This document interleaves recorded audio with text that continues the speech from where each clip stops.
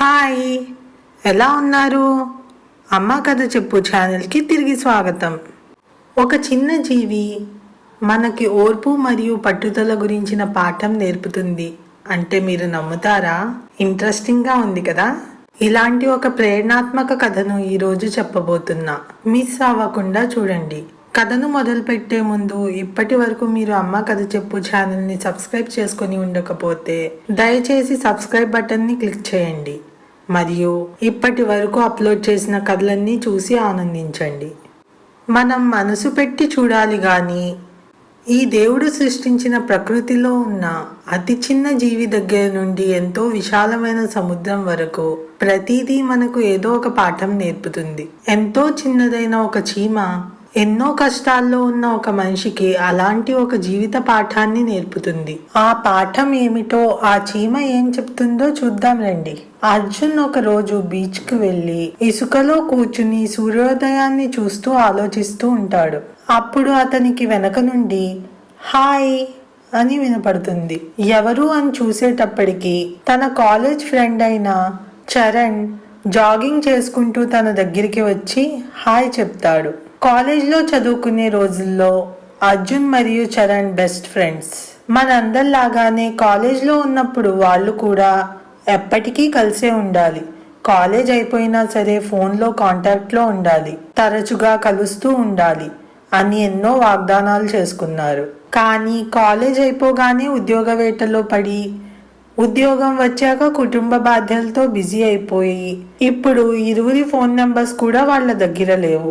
అందుకే ఇప్పుడు చాలా రోజులకి వాళ్ళు కలవగానే కాలేజీ విషయాలన్నీ గుర్తు చేసుకున్నారు. అర్జున్ పైకి నవ్వుతూ మాట్లాడుతున్నప్పటికీ అతను ఏదో దిగులుగా ఉన్నాడనే విషయం చరణ్కి అర్థమైంది. అది అర్థం చేసుకున్న చరణ్ అర్జున్తో ఇంకేంటి విశేషాలు, అంతా బాగానే ఉంది కదా అని అడుగుతాడు.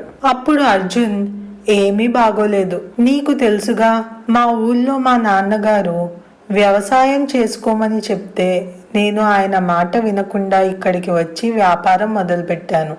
ఒక రెస్టారెంట్ ప్రారంభించాను. అది 1 సంవత్సరం పాటు బాగానే నడిచింది. కానీ ఈ మధ్య ఎందుకో బాగా నష్టాలు వస్తున్నాయి. నాకు ఏమీ అర్థం కావట్లేదు. కుటుంబ బాధ్యతలు కూడా పెరిగిపోయాయి. ఈ నష్టాల వల్ల ఇప్పుడు నాకు ఎంతో ఇష్టమైన వ్యాపారాన్ని వదిలేసి ఉద్యోగం చూసుకోవాలా లేకపోతే వ్యాపారాన్నే కొనసాగించాలా ఏమీ అర్థం కావట్లేదు. ఈ టెన్షన్స్ వల్ల నిద్ర కూడా పట్టట్లేదు. ఒక్కోసారి ప్రపంచంలోని సమస్యలన్నీ నాకే ఉన్నాయా అనిపిస్తుంది. ఒక్కోసారి అయితే ఈ ఒత్తిడి తట్టుకోలేక చనిపోవాలని కూడా అనిపిస్తుంది. నీకు నా గురించి బాగా తెలుసు కదా, నువ్వే నాకు ఏమైనా మంచి సలహా ఇవ్వు అని చెప్పి చరణ్ వంక చూస్తాడు. అప్పుడు చరణ్ అర్జున్ మాటలు వింటూనే చేతితో బీచ్లో ఉన్న ఇసుకని తీసి ఒక చోట వేస్తూ ఉంటాడు. అది చూసిన అర్జున్, ఇక్కడ నేను నా సమస్యలు చెప్తుంటే నువ్వు ఇసుకతో ఆడుకుంటున్నావేంటి అని అడుగుతాడు. అప్పుడు చరణ్ అర్జున్ ఇలా చూడు అని తాను ఇసుక వేసిన చోట చూపిస్తాడు. చరణ్ చిన్న కొండలాగా వేసిన ఇసుకలో నుంచి ఒక చీమ బయటికి వస్తుంది. అప్పుడు చరణ్ మరొకసారి ఇసుక దానిపైన వేస్తాడు. ఆ చీమ మళ్ళీ దానిలో నుండి బయటకు వస్తుంది. ఇలా 2-3 సార్లు వేసినప్పటికీ ప్రతిసారి చీమ బయటకు వస్తూనే ఉంటుంది. అది చూపించి చరణ్ అర్జున్తో, అర్జున్ ఇది చూసావా, మన గోరంత ఉన్న ఈ చీమ దాని సైజుకి 100 రెట్లు ఎక్కువగా ఉన్న ఇసుకని వేస్తున్న ప్రతిసారి అది ఎంతో కష్టపడి బయటికి వస్తూనే ఉంది. ఇది చచ్చే వరకు ఇలా ప్రయత్నిస్తూనే ఉంటుంది. నీ గోరంతా ఉన్న ఈ చీమ ఇంత ప్రయత్నం చేస్తున్నప్పుడు నువ్వు ఇంత పెద్ద మనిషివి. ఈ చీమ చేసే ప్రయత్నంలో సగమైనా చేసి నీ కష్టాల నుండి బయటికి రాలేవా అని అంటాడు. చరణ్ మాటలు అర్జున్ మనసుని బలంగా తాకుతాయి. అప్పుడు అర్జున్ మనసులో అవును నిజమే, నేను ఈ చీమ చేసే ప్రయత్నంలో సగం కూడా చేయట్లేదు అని అనుకుని చరణ్ ఫోన్ నెంబర్ తీసుకుని నేను మళ్ళీ వస్తా అని చెప్పి వెళ్ళిపోతాడు. ఒక 6 నెలల తర్వాత చరణ్కు అర్జున్ దగ్గర నుండి ఫోన్ వస్తుంది. చరణ్ ఫోన్ ఆన్సర్ చేసి ఏంటి అర్జున్, చాలా రోజులకి కాల్ చేశావు, ఎలా ఉన్నావు అని అడుగుతాడు. అప్పుడు అర్జున్ ఎంతో ఆనందంతో, చీమ దయ వల్ల చాలా బాగున్నా, వచ్చే వారం నా కొత్త రెస్టారెంట్ ప్రారంభోత్సవం ఉంది, నువ్వు తప్పకుండా రావాలి అని చెబుతాడు.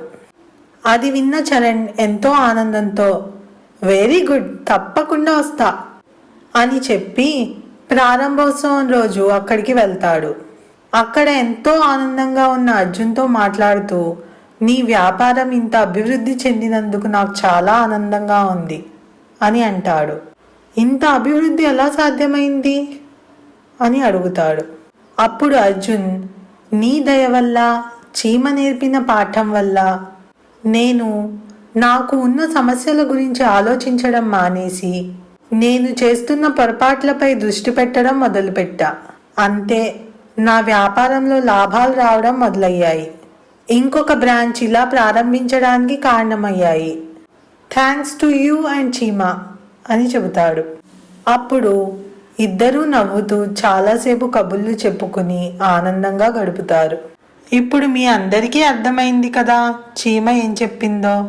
మీరు కూడా మీకు తెలిసిన వారు ఎవరైనా కష్టాల్లో ఉంటే వాళ్ళకి చీమ పాఠం చెప్పండి. మీరు కూడా మీ జీవితంలో ఈ దేవుని సృష్టిలో దేని నుండైనా ప్రేరణ పొంది ఉంటే నాకు కామెంట్ చేసి చెప్పండి. ఈ కథ మీకు నచ్చినట్లయితే లైక్ చేయండి. మీ స్నేహితులు మరియు కుటుంబ సభ్యులకు షేర్ చేయండి. మరెన్నో కొత్త కొత్త కథల కోసం అమ్మ కథ చెప్పు ఛానల్ని సబ్స్క్రైబ్ చేసుకోండి. ఇంకొక వీడియోలో మరొక మంచి కథతో మళ్ళీ వస్తా. అప్పటి వరకు ఆనందంగా ఉండండి. చివరి వరకు కథను చూసినందుకు థ్యాంక్ యూ సో మచ్. ఉంటా మరి.